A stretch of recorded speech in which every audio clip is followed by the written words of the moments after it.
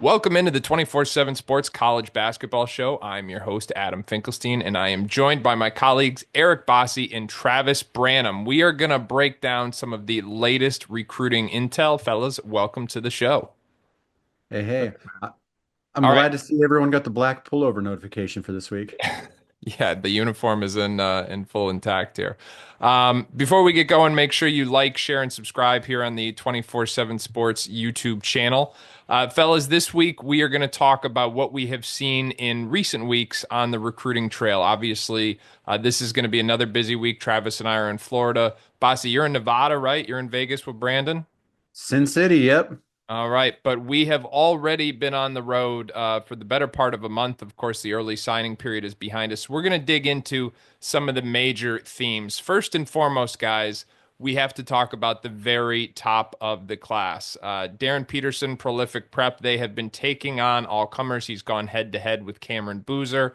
He's gone head to head with AJ Dybantsa, and the he's more than showing up. He's showing up in a big way. So that begs the question, is it now I'll pose this question to you guys. How many players do you think are in contention for the top two spots in the class, which have been no one other, if I'm not mistaken, than AJ Dybantsa and Cam Boozer, with the exception of Cooper Flagg, but obviously he reclassified out. So is there anyone else in that equation? Bossy, I will start with you. I think it is still a two-man race for the top two spots. However, the two have changed. It is now AJ Dybantsa and Darryn Peterson. And in my mind, I think it's pretty clear. And I think they've opened up some separation from the pack. Wow. Wow. All right. Trav, are you co-signing? And if you are you co-signing to that same extent? I absolutely am. I've seen both Darren Peterson and AJ Dybantsa as recently as last week when they were playing at the Marshall County Hoop Fest and the grind session. And then I've seen Cameron Boozer plenty already this season. And when I went into that, I was already kind of posing that question myself. And to be honest with you, Darren Peterson gave me a very clear answer. He is the number two player in the country behind AJ Dybantsa right now. And I thought there was a chance that there would be a stronger case for Peterson to be number one, but what I saw from AJ Dybantsa and just how he's grown and matured, continued to expand his offensive scoring package, and also starting to show more flashes as a playmaker, facilitator, and defender. And I think those are areas he's going to continue to grow and evolve in. To me, his upside is through the roof. He's hands down number one, and Darren Peterson easily the second. So now it's more of a question for me: who's number three between Cameron Boozer and Nate Ament? All right. Hold on a second. Now, I have not seen Prolific in person. I've watched them on film. And let me first say this, like this was the whole reason why DP went to Prolific in the first place, was to be able to prove that he could impact winning at the highest levels of competition. And he has clearly done that. We're only like a month into the season. He's already made quite a statement. But Bossy, you are saying that Cam Boozer isn't even the conversation for top two anymore. And I think, Trav, correct me if I'm wrong, you're retweeting that, reposting that. Yeah, So I'm making a lot of heat, but yeah, I'm co-signing it for sure. like, but this is, let me ask you, this is like the most successful high school player we've seen in over a decade in terms of winning basketball games. It's just what, and I would say I came out of the summer where he won a championship yet again, saying he had the highest floor in the class. Now, I haven't seen these guys live outside of Border League where Boozer was there. But Bossy, like, what part of that? Where's the disconnect? What am I missing in the calculus on this? I don't think you're missing anything. And this certainly isn't to slight Cameron Boozer as a player, what he's done, what he's accomplished, what he still is going to accomplish, or him as a prospect. It's more of a fact that I think Peterson and AJ are just on that level as players. I've been doing this a long time, and every once in a while I like to throw around the old man in the building terms. And it's been a while since I've gone to see a hyped matchup like that where I felt like, Yeah. okay, we are really watching the two best players in the country. Like these guys are what they are supposed to look like. They're what they're supposed to play like. And it gave me a feeling of nostalgia of like, I felt like I was in 2004 or 2007 again when the heavyweights were really going at it and getting the best out of each other. and playing to win, not just for stats. And certainly Cam Boozer plays to win. He's not a playing for the stats guy at all. No Allen Houston there.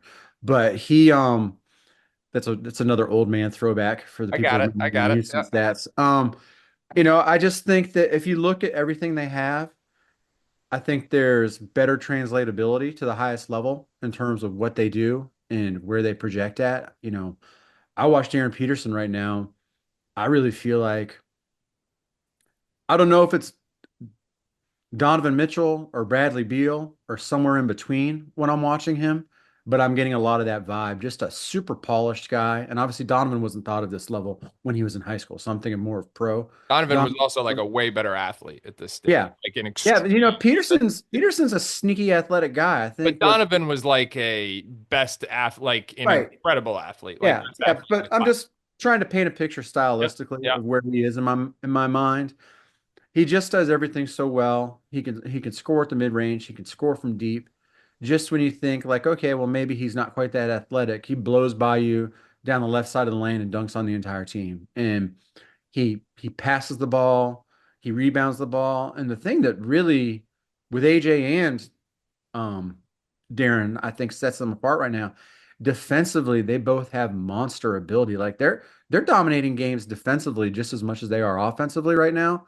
And that really just sets them apart to me. And I think it's probably I still lean towards AJ overall the number one spot, but I probably think it's a little bit closer between him and Darren than Travis does right now. But it's a heck of a battle. And again, it's no disrespect to Cameron Boozer. It's no disrespect to anyone else in the class. Just from watching these guys, I think that they've opened up a little bit of separation from the pack. All right, Trav, anything to add on that or to speak to the race for number one? No, not really. There's not much you can add on with what Bossy said, but I will go back to your point of how we've all believed, and I think this has been consensus, that Cameron Boozer does have the highest floor in the class, especially with what he's proven through his first 3 seasons, and he's continuing to prove this season. However, Darren Peterson's kind of career, how it's unfolded, he missed a lot of games last year when he was playing with Huntington Prep, played with Phenom during the summer on the Adidas circuit. And now he's with Prolific again, now competing against the absolute best in the country, taking these matchups head on. And he is not resting on his laurels, and he's coming out and competing at a super high level. And after watching him this past weekend, I would now kind of argue that Darren Peterson may actually have the highest floor just in terms of, just as Bossy is saying, just how polished he is. A guy you can give the ball to, can go create his own bucket, drill shots, can create and make any shot on the floor, just shoots an easy ball, but also the facilitating, the vision, the playmaking, and then the defensive ability. And now, where Cameron Boozer has proven to be one of the best winners we have seen in grassroots in the last 15, 20 years, now Darren Peterson is starting to prove himself as a winner. Now, obviously not near to that degree, but the way he took that AJ Dybantsa matchup head on, he actually missed a chunk of time down the stretch with cramps. Kid is sitting over on the sideline pounding mustard packets. AJ Dybantsa, frankly, failed to really come up in the clutch and really create some real separation in that matchup. Darren Peterson checks back in, and he takes over and makes some big time assists down the stretch that ultimately made the difference in the game and getting the win. All right, now, Trav, my final question for you, because Bossy has said this is a two-player race. Like, can you envision, which in my mind, Bossy, correct me if I'm wrong, let's start here. But so you're saying next 3 months, like Boozer's out of the discussion for the top two. No, I'm not saying he can't get into the Nope. discussion, him or anyone else. I think I'd still like to see Nate Ament. I think he can get in there, but I just don't think he's quite as dominant on a regular basis as these other guys are. And there's even a few other guys who, if I really talk about it, can be pushing for it, but it's not open and shut. I just think where we stand as of today with Christmas and New Year's Eve right around the corner, it's a two-person race, and now it's up to the other guys to get through. And I think if I could add one more thing here, and I hope I don't get myself in trouble for saying this, And you're I coming. feel like saying somebody has the highest floor is a college player is a coach speak, really nice way of saying we don't think he's going to be as good a pro as some of these other guys. So, Oh, I don't think so. But go ahead. Go ahead. You make your point. but in some cases maybe, but here's the thing. I think like Travis and I were both there, and we said this, and there's some college coaches there too. Like those guys looked like they belonged on an NBA floor that night, and they both could have easily gotten buckets in the NBA that night. And, there's been times where we've seen Cameron Boozer where we've said, man, this guy looks like he can get a bucket in an NBA game right now. So, again, I want to stress like these guys are all awesome. They're all really good. I can understand if someone was still like, well, you know what? I think Cam should be number two, or even if they said, I think Cam should be number one when you factor in all the winning that he has done in his career. Because winning is certainly an important part of the matter. But I think the biggest thing that I've wasted a lot of words in getting to is how awesome that is it that all these guys are going out and competing against each other this year. We're taking guys that have been on different circuits in the high school realm are now, Cam is at a public school. AJ and Darren are both at prep schools that are playing all over the country. But all these guys, whether it be their high school coaches, the people around them, or them demanding it, they're all making sure that they are getting primetime matchups against the best players on a regular basis. And I think we haven't had that quite as much over the past few years. So shout out to all these guys for bringing it back and for going out, lacing them up and competing. I love it. Yep. Amen. Nobody's ducking. That's great. Let me just add this quick point about the floor. Let me at least say when I talk about somebody's floor, let me just speak for myself. To me, it's like some players have a wider range of potential outcomes than others, whether it's because of skill set, physical tools, or quite frankly, just their approach. Um, Boozer, I don't think has as wide of. I think Boozer's worst case scenario, not coach speak, but I mean, I think he's going to be a very successful pro for a No long doubt. time, and that's what I mean when I like. Is he going to be the alpha scorer on an NBA, championship caliber team? Probably not. It's not to say it's impossible, but if you told me he was the second or third best player on that team for a long time, I'd say like, yeah, I could see that. But anyway, this has been a heck of a discussion, and I'm looking forward to. I'm going to see Prolific at Hoop Hall, so I'm pumped to see them in person. I've watched a lot of film, and like you said, credit to those guys for going out and playing people on the road too. All right, let's talk about some of the risers that we have had so far this season.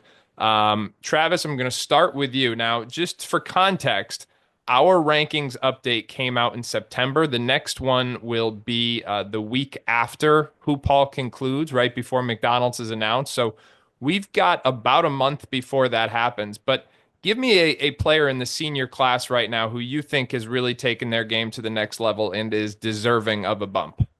Yeah, I've been to 3 or 4 events already this season, and it's the easiest answer. There's no bigger riser that I have seen than Braden Hawthorne. And you probably haven't even heard of him. A kid that is committed to West Virginia, but he was one of those guys that really flew under the radar, even in terms of when his commitment landed.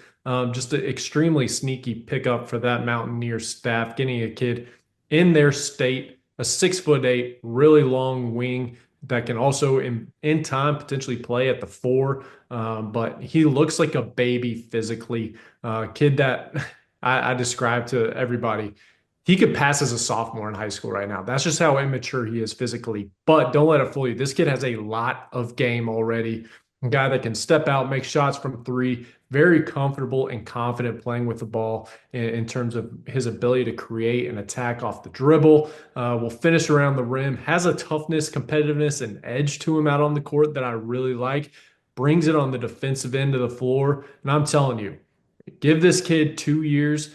And when his frame really starts to mature, he starts to get stronger. I think he's absolutely going to take off. So everybody really knows already about Kelvin Odie and Trent McClain that are going to West Virginia in this 2025 recruiting class. But Braden Hawthorne, to me, is hands down that best prospect in that group. But not only that, I see him as a top 50 caliber prospect in this entire class. All right, good stuff. Hard to find a sleeper these days, but it sounds like the Mountaineers may have done it. Bossi, who do you have as a riser in the class of 2025?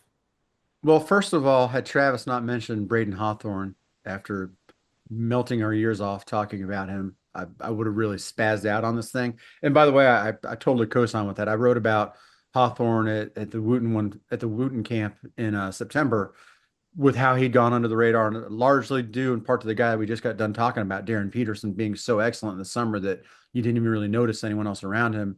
But for me, I'm going with Ohio State bound big man Amari Bynum out of Link Academy by way of Omaha, Nebraska. Travis just saw him with me. I've had the pleasure of seeing him now multiple times. Playing with Mocan last summer, it wasn't the typical Mocan behemoth team that we're used to seeing that competes for a Peach Jam title. So he got a little lost in the shuffle, but he's a kind of a tweener 4-5 big man who maybe at times will stray to the perimeter and settle for jump shots a little bit too much. But what you got to love about this kid is he's a whirling dervish of activity. He's enthusiastic. He's a great teammate. He's exceedingly tough physically, and he's got a lot that translates. Like, he just seems to be one of those magnet for the ball kind of guys. And I was down at Link in September during the first day that college coaches could go out, and he's there with a lot of really highly regarded guys. And don't get me wrong, he's no slouch. He's ranked just out. He's ranked in the top 100 range, but he's there with Chris Senak and John Clark and some of these other big guys. And I'm watching it and I'm thinking to myself, wow, man, Chad Myers at Link has a big problem on his hand because this guy Bynum is going to steal these guys' minutes and he's going to demand that he gets played. And now that we're getting into the season, we're seeing that play out. And he's a guy that, I think if you were to go in with a blind eye, Senek, his talent just jumps off. Sometimes he's super productive, not so much, but if you didn't know anything about these guys, it would be hard to think that Bynum wasn't the next highest ranked big guy of the guys that they have on that loaded squad. And I just think he's a heck of a pickup for Diebler and Ohio State. All right, good stuff there. Another big guy headed to Ohio State. My biggest riser so far in the class of 2025, I'm going to St. Thomas More School in Connecticut and London Jemison. This was a player who was one of the biggest risers this past grassroots season, played his way into the top 40 in the national rankings, about a 6'7" at this point, really a jumbo wing. He came up the ranks as a hybrid forward who was a good athlete and had a projectable frame, but it was the progression of his shooting that made him such a priority high major recruit this summer. And the shooting has continued to go to a next level. And you guys know this. One of the best things about our jobs is being able to evaluate prospects in different settings and to be able to do it in person. So when you watch London Jemison play with that expressions team, lots of times he was the floor spacer. He was the player with the gravity, who was opening up the lane for other guys to be the primary playmaker. At St. Thomas More, he's in the position where he's the primary playmaker. So we're getting to see him do more off the dribble, getting to see him get to the rim a little bit more. And I would like him to add like another element of physicality in that attack to the rim. But we're also seeing him shoot off the dribble. He is now making tough shots with range. He's had a couple of few explosions in terms of individual point production in individual games, I should say. But we're seeing that progression continue with the shot making, with the creation, and just the overall trajectory is continuing to ascend very rapidly. So London Jemison, although he's high enough now where the jump may not be able to be too significant from a numbers standpoint, he is continuing to take his game to another level, and Alabama fans should be very excited about him. All right, let's keep it going now in the class of 2026, the junior class, and a riser you have in that class. Trav, we will start with you. Yeah, going through all these different events, to me, there's not been too much of a guy that's jumped off the page than Junior County out of Wasatch Academy. 6'4",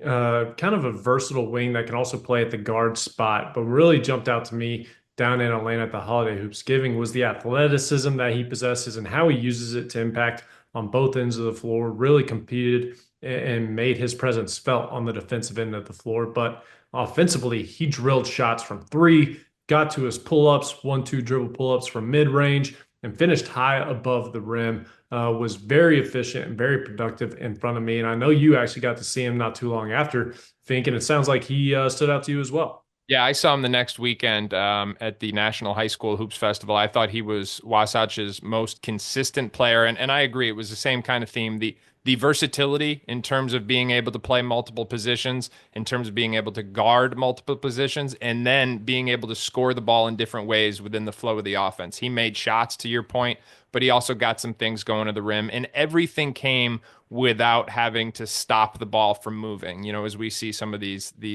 high profile players do at a young age, they don't really yet understand how to score within the flow of the offense. That is not the case for Junior County. So I agree. I was very impressed with what we saw from him. And I know, Trav, you had a recent update on his recruitment that people can read about on the 247sports.com site. All right, Bossy, your biggest 2026 riser in the season so far is who? Christian Collins from out of Los Angeles at St. John Bosco High School. He's a guy that was a massive riser in the summer for us, shooting all the way up to number 15. I think he's still just scratching at the surface of where he could be. There's just so much to like about this guy. Size, length, he can shoot. He's still a little bit lean, so he's got to get a little stronger, but he's playing faster, he's playing with more physicality. He can get to the rim, and he's just one of those guys that every time I see him or we see him, I feel like he's adding a new facet to his game. And in a loaded West Coast class out there for the class of 2026, particularly in the Southern California, Los Angeles area, he's a guy that keeps on ascending, and I think he's going to really benefit this year from playing alongside our number two, Brandon McCoy. But if you go out there to LA and it's a hot debate, which one of these guys is best? Is it Tyron Stokes? Is it Brandon McCoy? Is it Taja Reza? Elijah Arenas is out of that because he's going to 2025. But you got Jason Crow, you've got Collins. There's a lot of guys, and Collins' name when you talk to the locals, Christian is moving up the list and getting a little bit more recognition from those guys about, hey, if we're really discussing long term here, and from where he is today to where he could be tomorrow and where he was last week, he's a guy that really stands out, and I think has positioned himself into at least a top 10 prospect in that class and could be knocking on the door of the top 5 by the end of this winter. Very interesting. Super talented class in California, Southern California in particular, the class of 2026. My biggest junior riser to date is Worcester Academy's Amir Jenkins. This guy is in my backyard, but fellas, I'm going to be honest, I didn't see a ton of him as an underclassman, but he made a statement last month at the National Prep Showcase, only played one game, but he just has a presence. There's an it factor about this guy in terms of the way he runs the team. He plays with great pace and speed in the open floor. His head is always up. He makes those around him better. He defends. He makes plays. The shooting's got to continue to get a little more consistent, and he's going to have to continue to fill out his frame. But there is something just about this guy's charisma, natural leadership ability. He's got all those intangibles you want in a point guard. So often we see these young kids who are told how good they are at an early age or have early high major recruitment, have a sense of entitlement. This kid is the antithesis of that. When his coach got on him, not only did he take it, he looked him in the eye, waited till it was over, and then he went and made that change on the floor. I loved everything I saw about this kid. Like I said, he's going to have to continue to get stronger and more consistent with the jumper, but everything about his approach, everything about the way he competes, carries himself, and leads his teammates was absolutely just super impressive and something that is in my opinion, going to get him on those rankings sooner rather than later. All right, everybody, with that, make sure you check out the 247sports.com page. You can find lots of recruiting updates, transfer portals, and the latest in college basketball. You're also going to want to make sure you keep it locked on the 247 Sports channel. As you know, this is the home for the latest breaking commitments in both college basketball and football, as well as weekly shows for college basketball and football recruiting. Keep it locked right here, 247 Sports and the 247 Sports channel.